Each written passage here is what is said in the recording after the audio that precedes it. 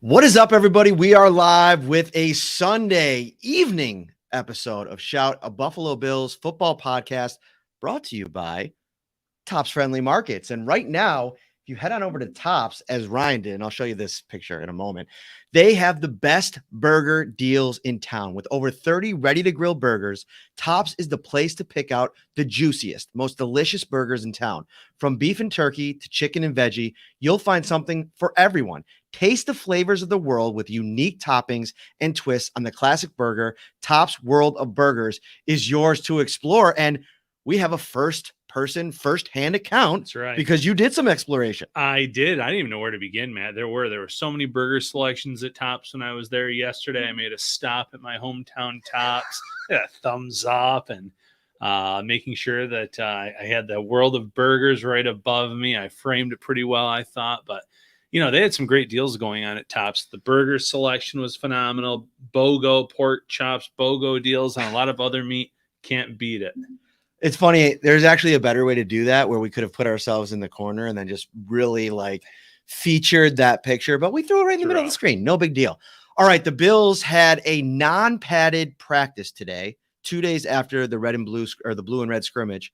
And we're going to get to a lot of it because my notes here, I took a ton of notes. I didn't think that I would. I thought it would be kind of like a slower, kind of lower key type of day. But as we got into this, there was a lot of things to kind of read in between the lines. There were a couple of players that I want to highlight that had big days, but really just the operations of it all, we're going to get into a little bit, and maybe some thinking along, maybe down the road a little bit, how certain decisions could impact things, not only this season, but into next season. But we've been hard at work already today, right? Yeah, absolutely. I'm actually shocked you have any ink left in that pen, Parrino. Listen, the Bills, when they rotate, a lot of players at once. He's writing down these. He was a man on a mission today. I saw smoke coming off of your pen at one point. That probably did happen. We are now this, we're 3/4 of the way through this notebook. You know what I'm thinking I might do?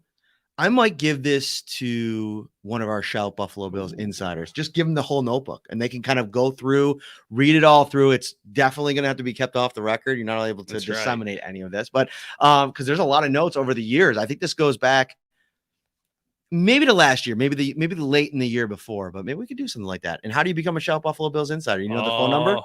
716-528-6727. Woo! That is big time. Memorized. Ryan coming out to St. John Fisher and delivering the phone number. Send a text. Say hi. Say what's up. Say I want to join. Say I want to become an insider. It's that easy. 2-week free trial. $3.99 a month after that. It's the best new deal in Buffalo. But we're going to get into it because I want to start with CB2. Ooh.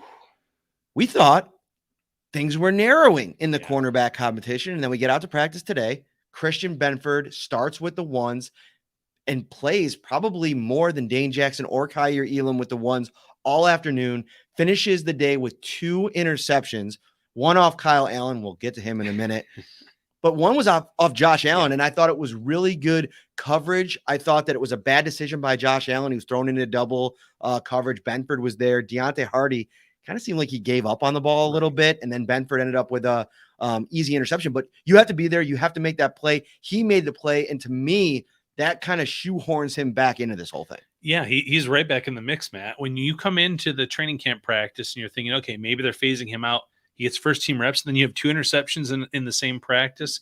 That's the way to get yourself right back into that conversation if the Bills were considering making it a 2-man race at any point. On that play, like you said, it did look like Hardy maybe gave up on the ball a little bit, but to Benford's credit, he did not. He jumped that route. He was there for it to catch the ball and make a play on it, and all the players on the sidelines, all of his teammates were pretty excited about it. And then later in practice, we'll get to here, very late in practice, actually, that interception against Kyle Allen where, I don't know if you want me to get into it now. Yeah, let's do it. Right now, I mean, again, a very bad pass by Kyle Allen, no business being made. Targeting Khalil Shakir on the play, and all Benford had to do was jump the route and right in his hands and taking off down the sideline. So an easy interception for the second one. But again, right place, right time, made a play on the ball. Yeah, the Kyle Allen conversation is going to get, more interesting as preseason games start and we get a kind of a larger look at what he looks like with maybe even a couple quasi first teamers Right. sprinkled in. Like, I'm wondering, like, are they going to want to get Connor McGovern some reps? Are they going to want to get, Osiris Torrance some reps, potentially guys that could be on the starting offensive line? Like, listen, McGovern, he's somebody that is learning a whole new system, a lot of new techniques that I feel like you're going to want to see that kind of operationally in a game setting. Now, they might feel comfortable with him, what the work that he's doing in the classroom. We'll see how that plays out. But right now, there's been days. This was to me the worst practice to date of Kyle Allen's. I mean, I think I wrote like sheesh or yeesh 3 or 4 different times on a Kyle Allen pass. And one of his passes, he was targeting Trent Sherfield, and the ball was it was so high that Sherfield didn't even try to make a play on the ball. He went to defend the defender. Yeah. Like, he tried to turn himself into a defensive back. And what ended up happening was he kind of shifted his body, turned towards the defender. Cam Lewis was trying to make a play on the ball, and Sherfield just kind of like trucked into him to a degree. Cam Lewis goes flying backwards, bounces his head off the turf. He was down for a while. All of the Bills staff, coaches, players were all on a knee for probably a good 45 seconds to a minute. Yeah. Lewis ends up getting up. He comes off. He looked okay, but it's one of those scary moments that, the last thing that I'm going to remember from that play is the throw, but it was a really bad one of a bunch of bad throws from Kyle Allen. Yeah, really bad throw. Cam Lewis actually had to, climb the ladder, so to speak, to get his hands on that ball before it got jarred loose from him on the way down to the turf. But it's interesting with Kyle Allen. When they signed him right before the start of training camp, I had Bills fans asking, is there a competition for quarterback 2? And I said, well, no, I don't expect Matt Barkley to make a run for quarterback 2, but as bad as Kyle Allen has been to date, I don't feel good about the quarterback 2 position at all, Matt. Mm-hmm. And it's one of those things where, what do the Bills do? Do they look at the free agents on the market? There's some players still available. There's a Teddy Bridgewater, but if I'm Bridgewater, I'm waiting for the first injury to happen in the NFL and then signing a more lucrative deal that way. Are you going to trade for a guy? Are you going to wait for roster cutdowns? There are teams where there's a lot of quarterback in play where someone could get cut that you might like as that number 2. But any of those scenarios, you still have to get them up to speed with your system, with your playbook. It's not good right now. I would have zero confidence in either Barkley or Kyle Allen if they had to step in for a live game, which is a complete 180 on where I was with Kyle Allen after they signed him. I thought he could be a spot start here or there if there was something wrong. I don't have that faith anymore. But I also, at the same time, and I'm with you. Like, I think that there's been enough bad where you're like, okay, what's going on here?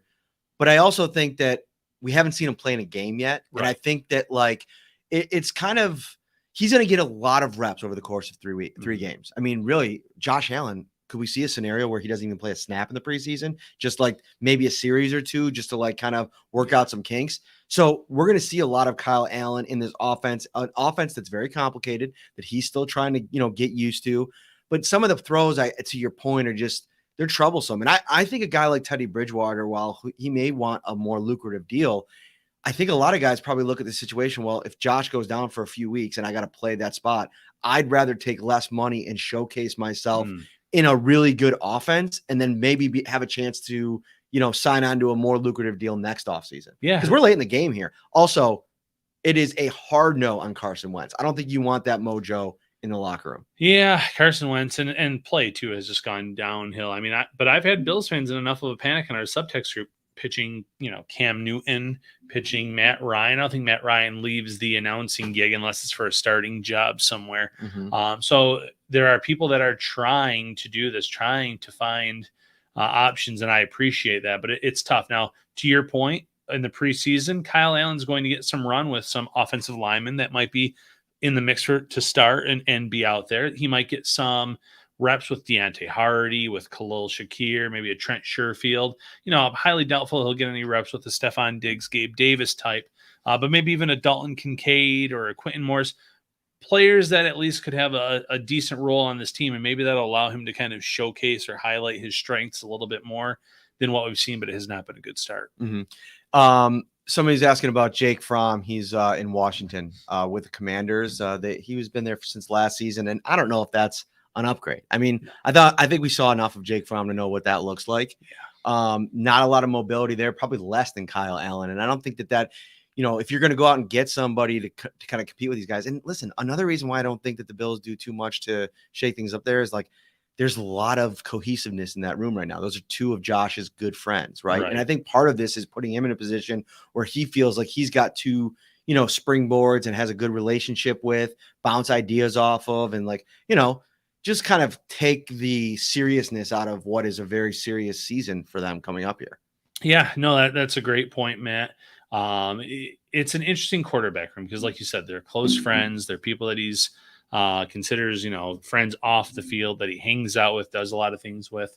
But if you're also Brandon Beane, or if you're a coach on this team, you also have to say at some point, possibly, listen, it's great to have friends in that room with you, but you might have to make a tough decision here or there and add someone else into the mix that isn't your golf buddy or isn't someone that you spend time with in the off season, if it's for the best or if it's for the betterment of this team.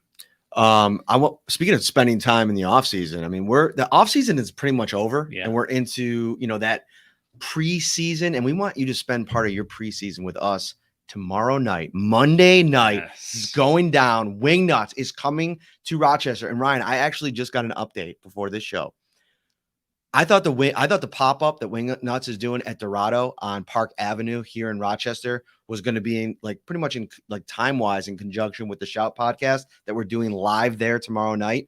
They're starting at noon, Ryan. Yeah. You can get Wingnuts wings all day tomorrow, starting at noon at Dorado on Park Avenue in Rochester. I am going to practice. Ryan is actually going home tonight. He's coming back tomorrow special for this event. We will be out there. I'll probably be out there setting up by 4:30, 5 o'clock. Come out to Park Ave. The weather right now doesn't look super great, but I just talked to my guy, Ryan, who is the manager over at Dorado, helped hook all of this up. He told me that they're putting tents up outside to battle with the weather, and the restaurant next door, which is usually closed on Mondays, they are going to open that up, and we can use that as space as well. Yeah, so huge shout out to Ryan at Dorado and those restaurants opening their doors to us, opening their doors to Wingnuts. So don't be scared off by the weather tomorrow. If it is raining, tents outside, a restaurant inside, plenty of space for great beers, great wings, great Mexican food if you want some Dorado. And then our Shout podcast. Don't miss it, Bills Mafia. And if you need directions, you can just text us, 716-528-6727. And hey, then you become a Shout insider as well. Right. 2-week free trial, $3.99 a month. All right, let's move this thing along. I want to stay on the defensive backs for a moment. Obviously Benford had a big day. I don't think that competition is over.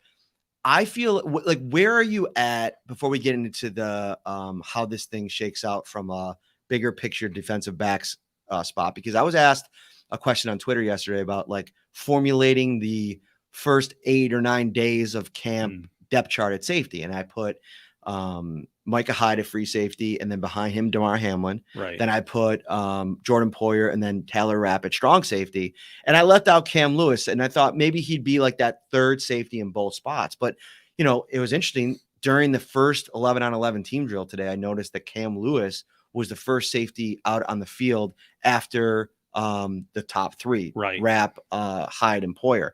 Now I also think that there's been multiple situations today where I observed that the Bills went with one linebacker, Terrell Bernard, who got all of the action at first team middle linebacker, and they went with 6 defensive backs. And Saran Neal was on the field. Yeah. Cam Lewis was on the field at the same time, and that was with 2 corners and 2 safeties out there. So that's really interesting development, and I think plays into what we've already been talking about, that they're going to mix some things up a little bit. But where are your feelings with this CB2 competition? And do you feel like we're any bit closer than we were 7 or 8 days ago to finding an answer there? I don't think we're any closer. I think this is going to go well into the preseason. I think maybe the performances in the preseason could help determine the outcome of this, Matt. For a while, it felt like it was going to be a 2-man race with Dane Jackson and Kyer Elam, and maybe it was the Bills giving Elam every opportunity to show what he could do, show that he deserves that spot. And listen, Elam had some really good moments during that time. But now you get back into the mix of throwing in a Christian Benford, and Benford performs well. 2 interceptions today. So, no, I think you're kind of right back where you started. I don't think you have a firm grasp on who that is going to be starting opposite Tre'Davious White.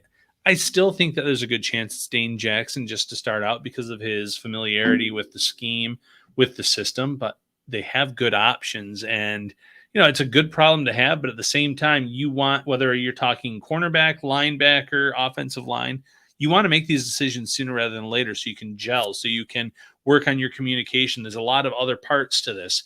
So it's good to have this much talent, but hopefully the Bills can kind of narrow it down sooner rather than later. I wish I could be a fly on the wall in some of these meeting rooms just to hear, like, from a logistical perspective and just like a conversational perspective, what they're seeing when they watch these practices. Because of course they have the benefit of having it all filmed and going back and getting a chance to watch it again. But when I'm watching it first person, like for middle linebacker, for instance, I mean, I don't know what they would have seen from Balin Spector to remove him from that competition and keep Bernard there, who I feel like since the pads have come on has been the least effective of the three. Now, a lot of Balin Spector's big plays have come on the second team, but Bernard getting a lot of opportunities today. I thought there was one play where he flashed at the end of practice. I thought he had a really good pressure on a blitz late in practice.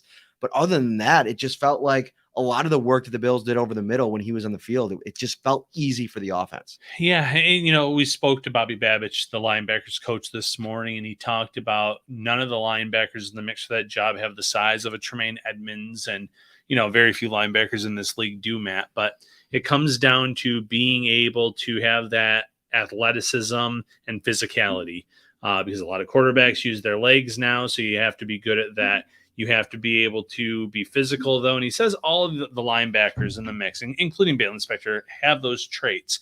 Now, he didn't really allude to why Balin Spector's been pulled out of the competition. He did say he's getting some valuable reps with the second team defense, but it does seem like a two-man race at that point. So at the end of the day, at preseason Bills Mafia, watch these two players for their physicality, watch how well they cover, watch how well they can make plays.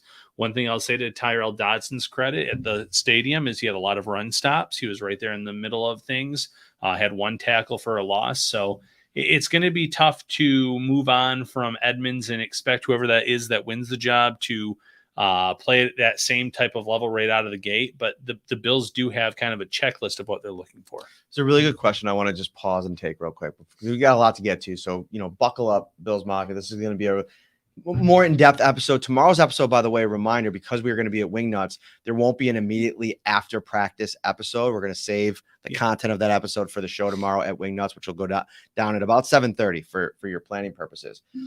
Apex, one of our regulars over on YouTube. What I don't understand is why draft a cornerback in the first round that doesn't fit your system. Seems like Elam would be better in a Wink Martindale type of defense, like in New York. And I think this is really interesting because to me, like, there's been so much success with Brandon and Sean here, right? And if you could poke a hole into the operation of it all, to me, this is the biggest disconnect. It's like there's this, I don't want to call it hubris because I feel like that makes it feel like I'm attacking them. They've done an excellent job of building the roster, developing players. I mean, you can look at this roster and it's littered with developmental projects that have been like blueprints that other teams around the league use. I mean, obviously quarterback being the most important one of them. But I also think that you get to a point that maybe subconsciously there's a hubris with, we believe in our system. We believe in our coaching staff. We're going to draft a guy and we know that we're going to get the best out of him. And if he doesn't, we're going to lean on our less heralded guys because we can coach him up and we can get the most out of him. But I think what the problem that you run into there is that's where I feel like some tension could come into play between the front office and the coaching staff when it comes to, all right, if you're Brandon Beane sitting there talking about, drafting Kyer Elam and drafting Dalton Kincaid in back-to-back first rounds, and then you're not getting the most out of them or seeing that vision come to fruition, I feel like you have to be completely on, and maybe they were completely on board during the draft process. They were talking in that room on those embedded episodes, on the clips that we didn't see, where like Brandon was really making sure with Sean, if I draft this guy, like, you're going to be able to play him, get the most out of him. Like, I don't know if those conversations happen, but I wonder if they, in hindsight, if they maybe need to happen more. It's definitely something that needs to happen more if it's not. But you would also think that these two would have their ducks in a row in terms of, yes, I know you're a predominantly zone defense. However, here's this Kyrie Elam. We have a first round grade on him. We like the size, we like the closing speed, we like a lot of the attributes, but he doesn't have any familiarity with the zone system. Good bloodlines too, father playing in the league, whatever it is. You would think that they would have been on the same page with McDermott saying we can coach him up, we can get him out there. Now, if you go into year 2 and he's not playing a prominent role, I'm not even saying a starting role, but if he's not playing a backup prominent role, like first guy off the bench, then there's a problem here because you invested a high pick in a player and you can't figure out a way to get him onto the field. So it is something that the Bills need to figure out. It's something where Elam has been on the field and he's flashed, Matt. So we've seen more good than bad.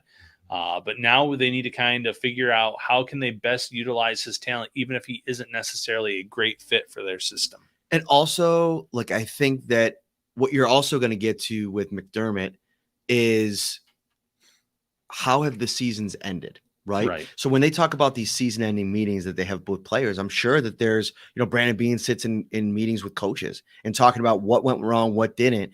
And, you see the Chiefs game 2 years in a row, right? Like getting blown out there in the AFC title game, the defense not even showing up for that game, then just being unable to do anything down the stretch to,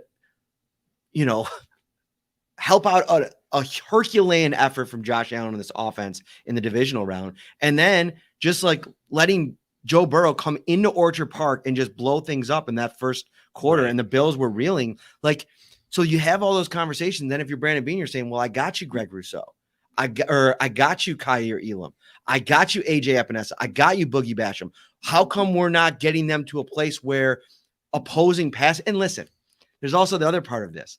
Most teams struggle facing Patrick Mahomes and facing Joe Burrow. I mean, we saw it in multiple playoff games over the years where really good defenses have gotten roughed up by those guys. But those conversations are going to get more difficult as the years go on. Yeah, because like you said, we need a pass rush. Okay, well, here's AJ Epinesa, here's Boogie Basham, here's a Greg Rousseau. We need to upgrade our cornerbacks. Well, here's Kyrie Elam in round 1. These are not, late day 3 picks, UDFAs.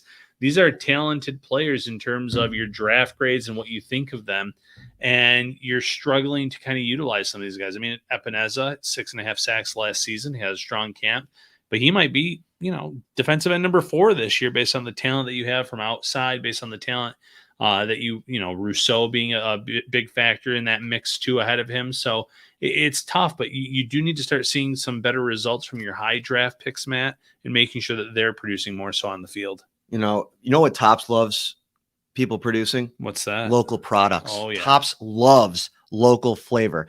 Topps loves reinvesting in the communities that it serves by supplying products from more than 300 local companies representing thousands of items, putting money back into local economies. Perry's, Salen's, Lenova, you name Upstate Farms, you name it, Topps has it. And Topps supports and invests in local farmers and merchants, and that includes working with more than 200 local growers, including homegrown season, some of which have partnered with Topps for decades. Yeah, hey, and don't forget about Bison on that list. I know. I can't believe that was one of the first one that pops up. Now, I mean, I have friends and family that lived in this area that are gone, and they crave bison dip whenever they come back to this area, and they want it that bad, and it's just kind of hard to come by.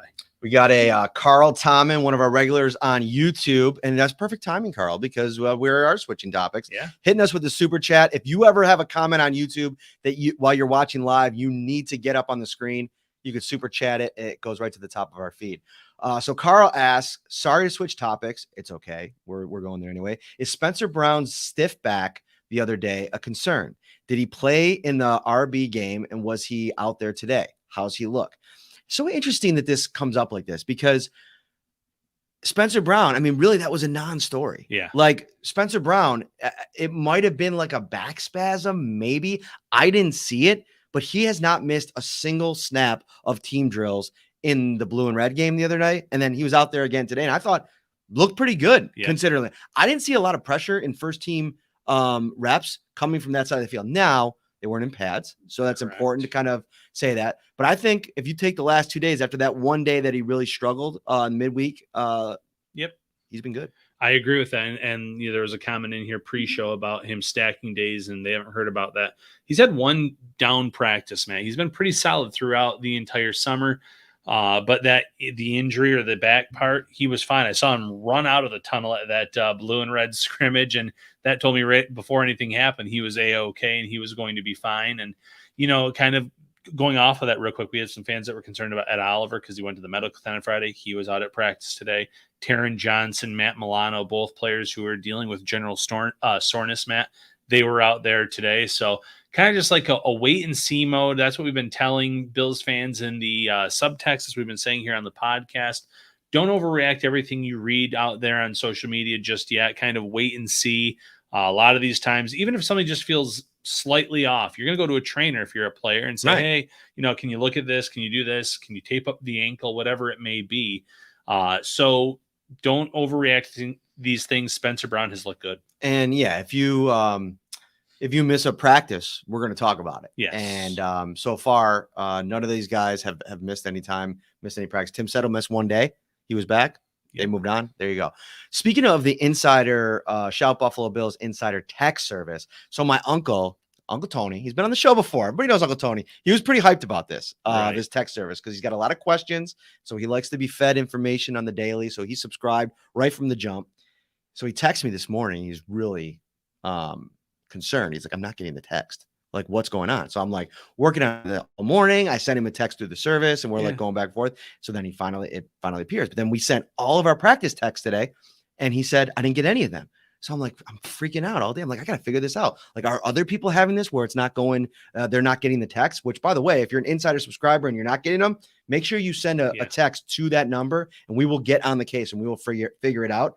We just figured it out. He just sent me a text message. They were in his spam folder. He has an Android phone.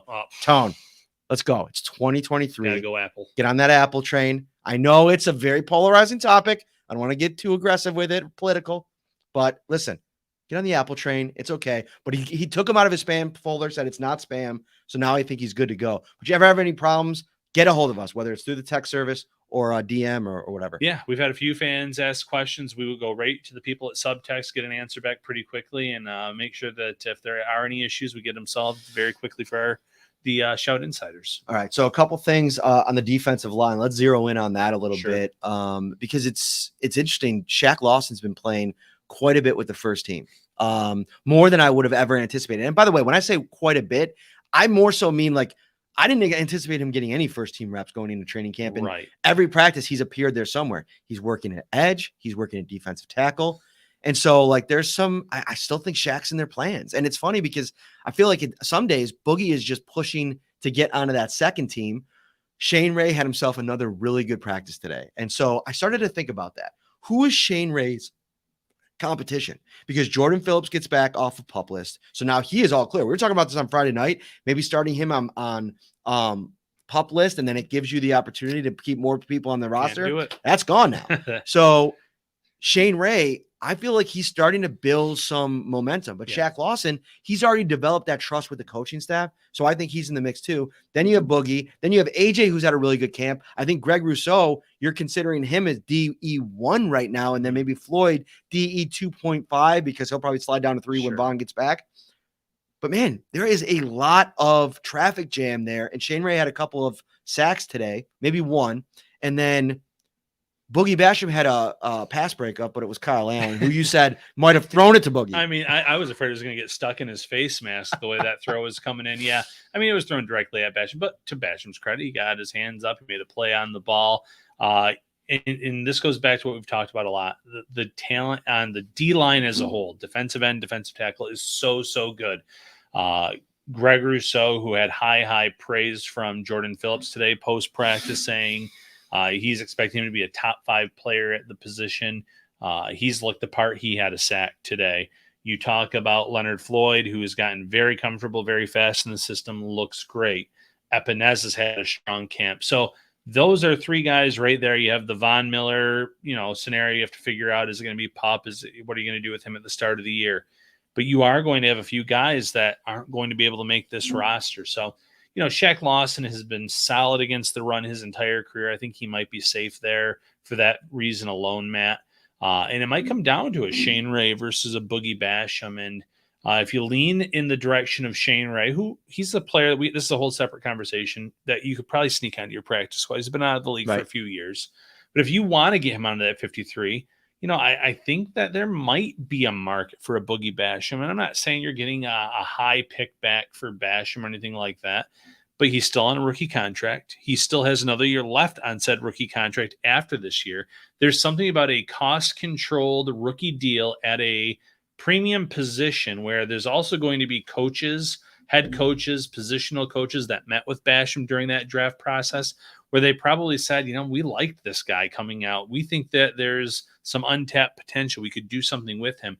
So whether it's getting a day 3 pick, maybe it's a player for player swap, I think that Boogie Basham could be that player that could be on the outs. Here's another kind of off the wall thing the Bills could do. They could showcase like a Tim Settle during the preseason, get him a ton of snaps, hope that he really eats, then try to like trade him because if you got Phillips coming back, that's your top 4, and then settles into that 5th spot. What have we seen all training camp? Boogie, more so than Boogie, Shaq, and Greg Rousseau working at defensive tackle. I think they can get much more aggressive with how they utilize those edge players and put them into more hybrid roles. I mean, Jordan Phillips was talking about Rousseau today, watching him, rush from multiple positions, like you mentioned.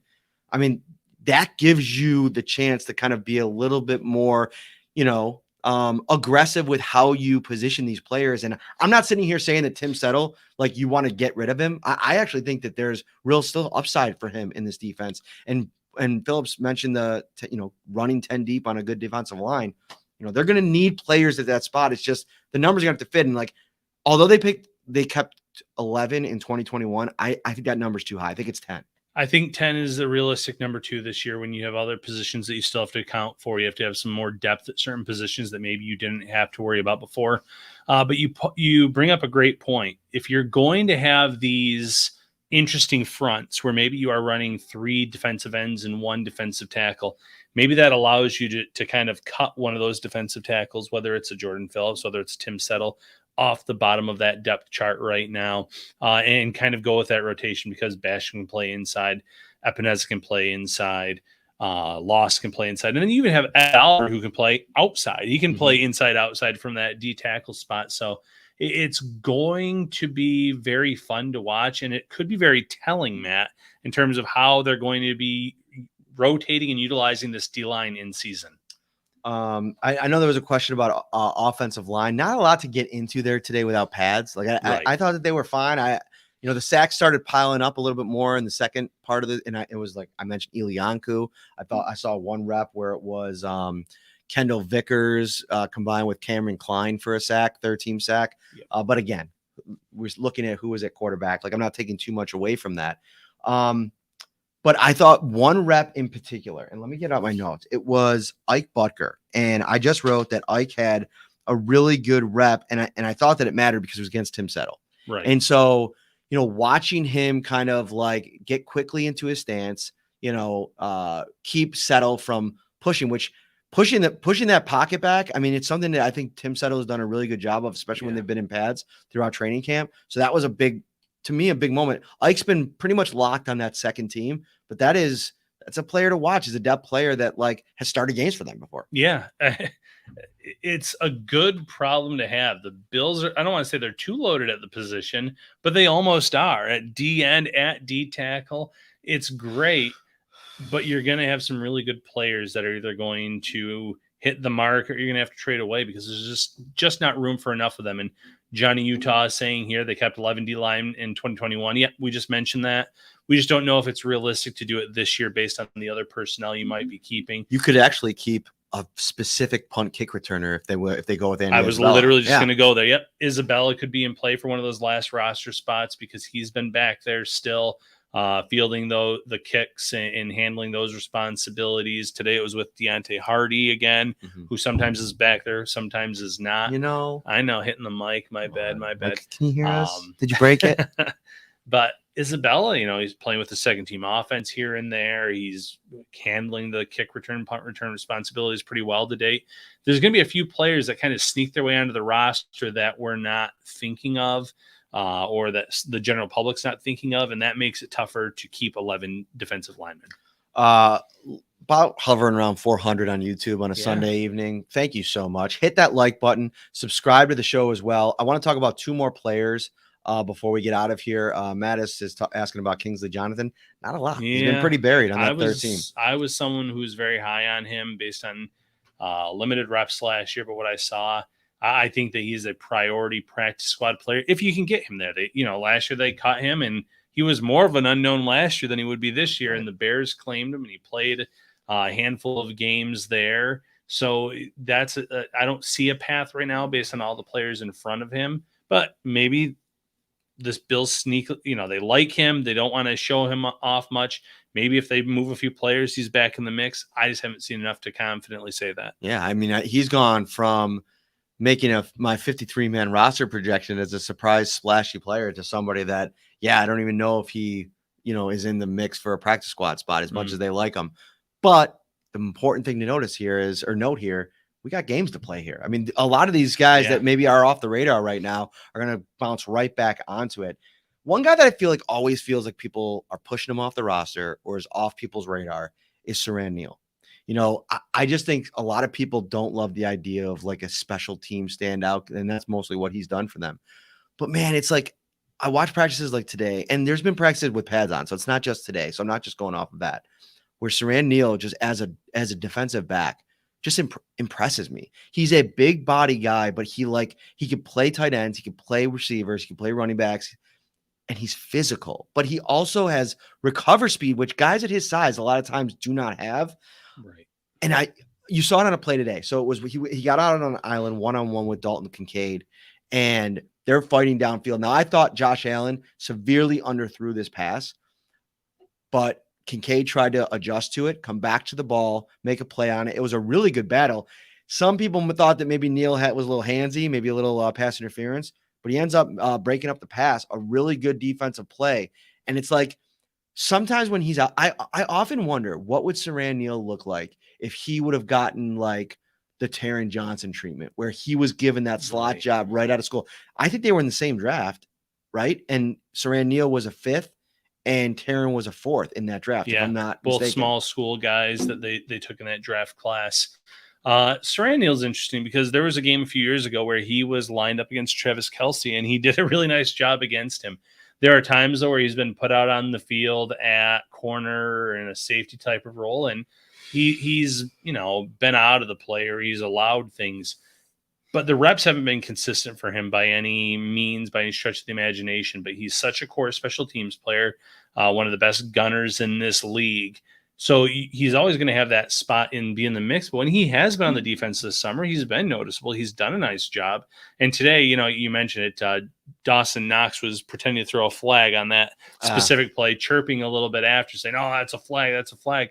But, he did break up the play. It probably could have been a 50-50 split on whether or not there would have been a flag thrown on that play. Nice day for Saran Neal. And by the way, I'm not mentioning that the Bills should have put Neal in for Taron Johnson. I'm just mentioning I'd have been interested to see if Taron Johnson wasn't on the roster and he got a chance to play every down slot, what that would have materialized into. Mm-hmm. Sometimes it's just amazing, like how, the story of a person's career can change just based on early performance. Like Taron Johnson impressed the coach staff from a very early spot, so on and so forth. Anyway, we don't have to spend a lot of time there. I want to get to 2 more players. Dawson Knox, arrow way up today. I dinged him on Friday for that route run. Maybe he was reading my story as well. He had a really nice practice today. He had one play where he caught like a short pass and just turned upfield and like was scooting, man. Like he was going. Then he had a catch early in practice too. And again, I feel like he has the chance to be a really good weapon. If he could just clean up some of the footwork stuff, like I think he could turn into a top 5 tight end. Like they could have I know like everybody doesn't want to mention this kind of stuff, but and especially you don't want to mention Aaron Hernandez, but you think about the great dual tight end teams over the years, they can turn into that. I think Dawson Knox has that upside. He showed it today. I thought he was excellent out there. He was excellent out there, and you're right. The footwork. There was one catch he made, and he was falling to the ground where I think he probably could have caught it low and kept going. But he made some great grabs today. Highly athletic. We've already talked about his development as a blocker over the years. So you know the talent is there for him. You know what Dalton Kincaid has done all summer. He had another solid practice as well. So thinking about it, if they do run a lot of traditional 12 personnel, I think that a lot of defenses are going to be pulling their hair out trying to figure out how to play that. And then, a quasi 12 personnel where maybe you actually have Kincaid is more of like a slot receiver. I still think you're gonna have a lot of opportunities to have both of them on the field at the same time. A little uptick for Khalil Shakir as well. We wrote a story yesterday, stock up, stock down, about a little over the halfway mark of camp. And I ticked Shakir down only because it's been an inconsistent camp. And today was one of those really good days, right? Yeah. Like where I felt like he made a couple good catches, showcased the hands. But I want to talk about, I want to mention that before we get to the next thing, but I want to finish up here talking about Gabe Davis, because I thought I had him written down as my number 2 talking point, and it kind of got buried a little bit. We can't get out of this episode without talking about him today. He was today what I think the version of Gabe Davis is that Bills fans are dreaming of, like what he's going to be as a like premier wide receiver 2 in this offense. Like the hands were on display today. I thought he made 2 catches that completely bailed Josh Allen out. He made one. It was a low ball. He had to kind of make a sliding grab. It was tough. Now he did drop one in install, which we want to mention that too. But the catch that he made into 2 defensive backs around him, the ball was behind him. He was running right to left, and he had to kind of reach back across his body while sliding and falling. He makes the catch. Huge play. A really nice throw from Josh Allen to get it through some traffic, but it was behind him, and he bailed him out. And Gabe Davis has been so good throughout training camp. Like, I really think we're seeing this trajectory into what I think everybody was hoping for last year. Yeah, and he also had a few Gabe Davis specials, and I call those sideline grabs. And he was all over the field today, but besides that early drop, he showed sure hands. He made some great plays for this team.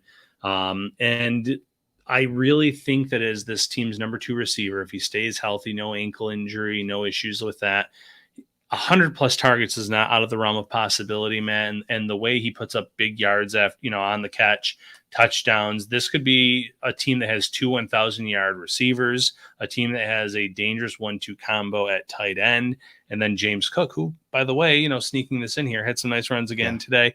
Both, traditional runs, but also some runs after the catch as well. So this team has so many weapons. It's going to be fun to watch Josh Allen and Ken Dorsey figure out how to really spread it around. Top spreads it around, man. Yes, like they get you deals all over the place, and they're also the official home of the exclusive Six Flags Darien Lake Evening Pass, which, man, I love Darien Lake. I love going. It's about a 20-minute drive from the house. Get out there. You can see a show. You could take the kids out there, do a day in the parks. The exclusive evening passes are available for purchase at any Tops checkout today for only $29.99 plus tax. Evening passes are valid for park admission after 5 p.m. only. Don't miss the Laser Light Summer Fest presented by Tops. Plus, you can save time and skip the line with your Tops Bonus Plus card. Show your Bonus Plus and skip the lines at Darien Lake Amphitheater, concerts. Offer not available to purchase at Six Flags Darien Lake. That's going to do it for today, Ryan. We got a ton of stuff going on at Shot. I feel like this is, first of all, I want to say thank you to everybody watching, listening. You have blown this thing up into something that I don't think either of us ever even imagined this could turn into. And I mean, you're talking about Shout Buffalo Bills Insider text line, 716-528-6727. Sign up today, 2-week trial, $3.99 a month after that. That thing is blowing up. It's changing the dynamic of our coverage. We have this monthly appearance at Wingnuts, and this month it's even bigger because we're going to Dorado tomorrow at 6 p.m. On Park Avenue. Wingnuts is coming to Rochester. Live episode of Shout, and then of course Tops is back. Man, this has been awesome. It's been unbelievable. And one other thing to throw in there too, a live Shout in London, Matt. Oh, just announced, and in under 3 hours, tickets sold out for this event. If you did not get a ticket and you're heading over to London, we will, we're going to figure some other things out too. We're going to be visible during our time there. We want to really capture the Bills Mafia in all their glory, taking over London for a week as they prepare to go against Jacksonville. All right, he's Ryan Talbot. I'm Matt Parrino from the dorms at St. John Fisher University. Tomorrow, practice in the morning, closed to the public. We'll have you covered, and you can watch the show live. 7:30 p.m. tomorrow on YouTube will be at Dorado. Park Avenue. Wingnuts is